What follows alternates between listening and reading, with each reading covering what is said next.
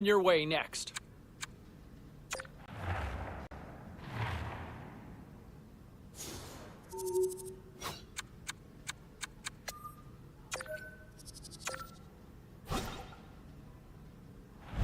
And with All-Star Weekend just around the corner, we are joined on the line here by one Ray Ferraro. How are you, bud?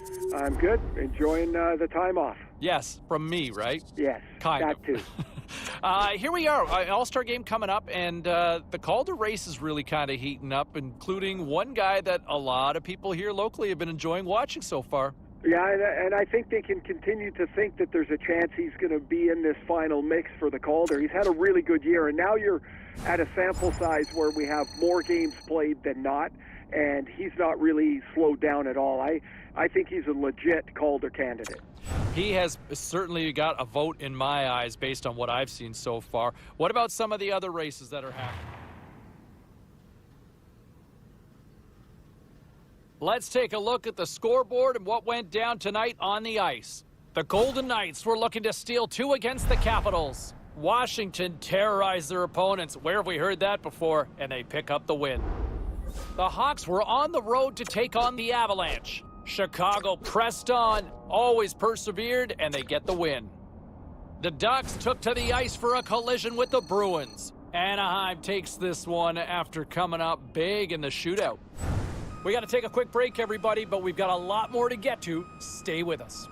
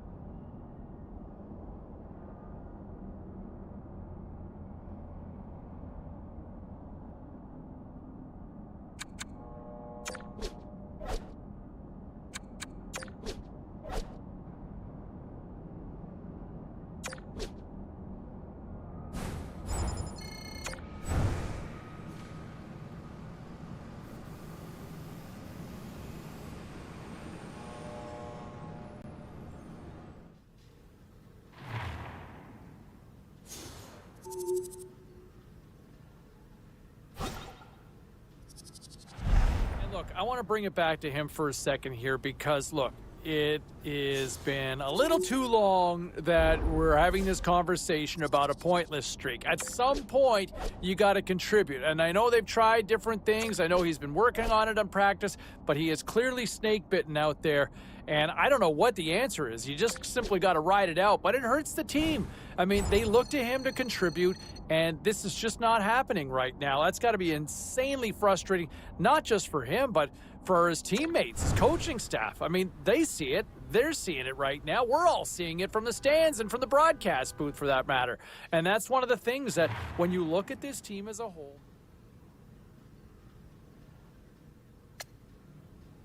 time to take a look at what happened around the league as we check in on some of the scores. The Capitals look to run roughshod over the Canucks. Vancouver pulls this one out in a game that went right down to the finish. The Golden Knights were in a dogfight on the road up against the Penguins. Vegas tightened it up late when they needed to most, and they pick up the 2 points. The Jets were hoping their offense would show up in a big way against the Islanders. Winnipeg played a great defensive game, but they turned it up a whole next level in front of the net, and they get the clean sheet shutout. And hey, look, I mean, the pointless streak continues, and I know he's feeling it. You know, we talked earlier this week, and I know he's feeling it mentally. But you know what? I will say this. I like the way he's playing. And for those of you that are still critical of him, he's still creating chances. He's still performing out there. And at some point in time, as long as you can maintain that level of play, you're going to end that drought. It's going to come. You're going to get results when you are an effective player like that. He's due. Trust me, this is going to end as long as he keeps playing the way he certainly did out there. Some of the other numbers I'm looking at here in the box score.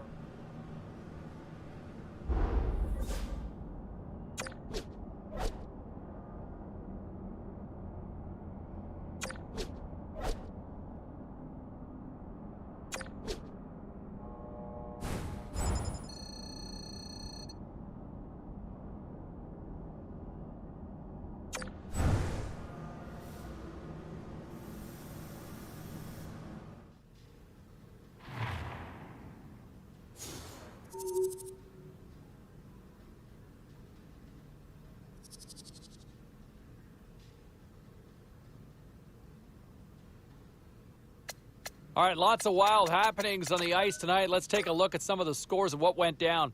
The Stars were looking to grab points on the road against the Kraken. Dallas, too much talent to handle in the shootout, and they come away with the win. The Wild played on the road against the Capitals. Washington powers their way to victory, showing a lot of grit in both ends of the ice. The Panthers took to the ice to lock up with the Sabres. Buffalo tops the opposition in a fun one. We are as cool as ice, and we are bringing you many more stories from the NHL. We're doing it next.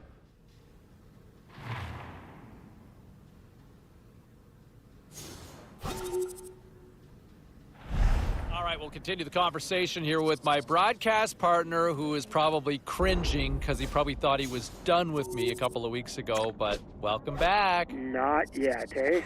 Not yet, of course not.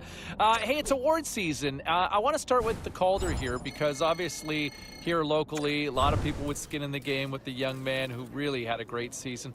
What does this even mean to get to this point for him? Well, I'm sure he's really happy with the season he's had because he's been consistent and productive. He has shown that he's an important part of his team. But to be in this part of the race at this time of the year. And coming into this one, can he hit 50? That's what we're wondering. Right there on the cut line, can they hit that 50-goal mark? That would be a fun storyline to track as we inch closer and closer to puck drop. Ray Ferraro will join me up in the broadcast booth in just a few minutes. We'll get his thoughts as we get ready.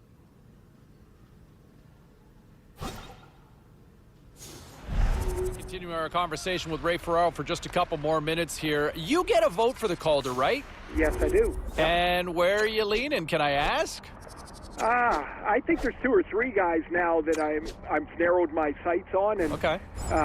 The rookie here is one of them. I've just been so impressed with the way that he's been able to perform and produce consistently through this season. He's an electric player.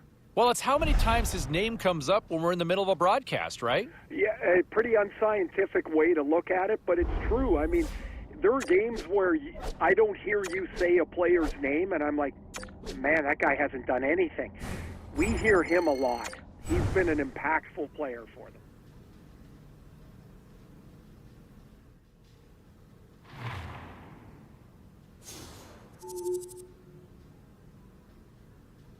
All right, let's go around the horn and see what happened elsewhere around the NHL tonight. The Sharks had a tall order to fill as they tried to take 2 on the road against the Kraken. Seattle puts on a clinic to get the win. And have a listen to how it all sounded and played out when the rookie scored. And, you know, going into this one, a little sidebar storyline that I'm intrigued to see is how the young rookie is going to fare in his first playoff game. I mean, this is what you live for. This is what you play for as an athlete. And I know talking to him a couple of days ago, he had kind of had his eyes on the prize. He talked about how excited he was going into this one. And I'm curious to see how he responds. To me, he's played so well. I think that narrative will carry over into the... And so you hear those comments from the kid who suggests that, hey, we're going to win this series. We're up right now comfortably 2-0. Here's my only thing. I don't mind the mindset that you're in it to win it. I get that. Every athlete is in it to win it. But when you go public like that, you know, you've just provided the opposition bulletin board material, right? Hey, he says they're going to win. And especially when you're up comfortably, because if you do not deliver on this series win, you're going to eat those words. And as a rookie, he might be living those for a long time. So you better deliver. Message sent. All right, still to come. We'll examine the defensive side of the game. Look, I know a lot of people are all over the kid because they didn't complete the sweep. Hey, look, they're still up comfortably. What do you want the kid to say? Like, I see a lot of my media colleagues here talking about how, oh, this kid's bold. Where's he going down this road? If you stick a microphone in front of his face or a notepad, whatever it may be, a recording device, and you want only cliches, then shame on you. What are you in the business for? You want personalities. You want somebody to engage in a conversation with you. That's all he did. All right, he gave an honest answer. And you know what? If you want to... here we go, do or die tonight. And I'll tell you what, one of the things I'm looking forward to seeing is how the youngster, how the rookie shows up in an elimination game. Hey, look, it's win or go home, right?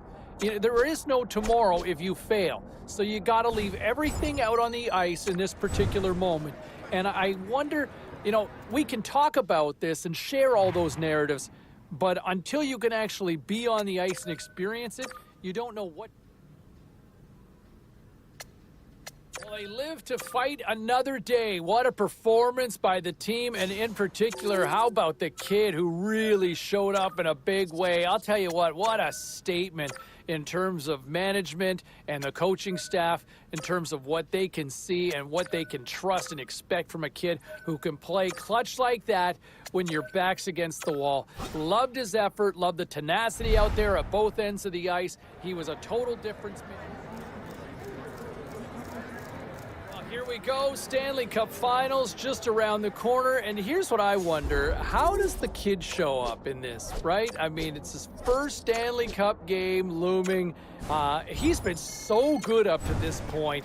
I can only assume that just carries over into this finals round, but you never know, right? Do you get a little shell-shocked because you're all of a sudden in the Stanley Cup Finals? Who knows? But if I'm willing to guess and if I'm willing to predict, which I like to do from time to time, my prediction is he's going to be one of the best players for this team in these Stanley Cup Finals. You mark my words. We'll see how it all plays out. Still to come here on the show.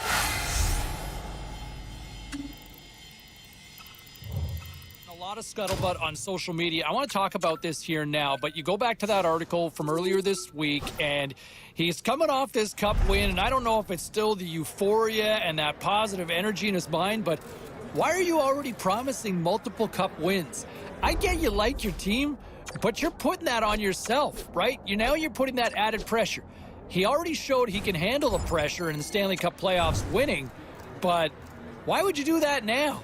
Why don't you wait a little more? Nevertheless, the words are out there, and I feel like everybody's going to remember once the puck drops on the season. Okay, let's get back to the phones.